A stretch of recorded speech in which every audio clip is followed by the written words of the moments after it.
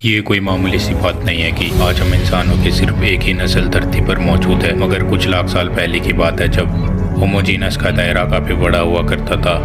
Africa, Asia, Europe के कई स्थानों पर कई तरह के इंसान बिखरे हुए थे जिनका आपस में महज कुछ विशेषताओं का ही फर्क था।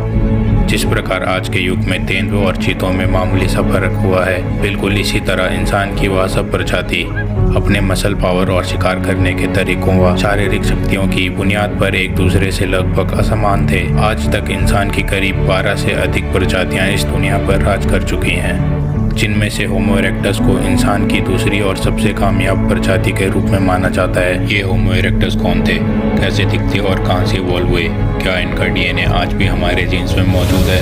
होमो इरेक्टस की उत्पत्ति के हिसाब से दो तरह के तथ्य पेश किए जाते हैं। पहला ये कि 2 मिलियन साल पहले बदलते हालात के साथ होमो हैबिलिस जब पृथ्वी से विलुप्त होने लगे तो उनमें से चंद इंसान हालत के साथ बदल रहे थे और उस वातावरण में एडजस्ट हो रहे थे। और इवोल्यूशन पर प्रकृति तो यही कहती है कि कुदरत उन जीवों को सर्वाइवल के लिए, जिंदा रहने के लिए चुन लेती है जो जीव खुद का बदलता हालात के साथ ढाल लेते हैं। वैज्ञानिक भाषा में इसे नेचुरल सिलेक्शन भी कहा जाता है या कुदरती चुनाव कहा जाता है।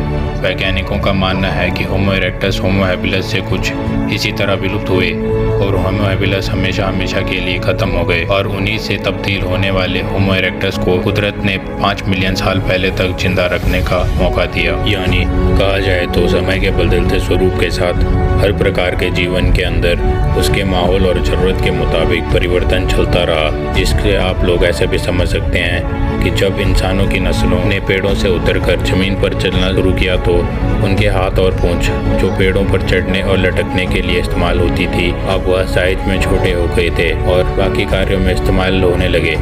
इस प्रक्रिया को एडॉप्टेशन कहा जाता है। ईस्ट अफ्रीका के ग्रासलैंड में रहने वाले होमो हैबिलिस को ब्रेन साइज इवोल्यूशनरी चेंजेस के साथ बड़ा हुआ और अडॉप्ट हुआ। कुछ सालों में ही ये 600 क्यूबिक सेंटीमीटर से बढ़कर 1000 क्यूबिक सेंटीमीटर तक पहुंच गया।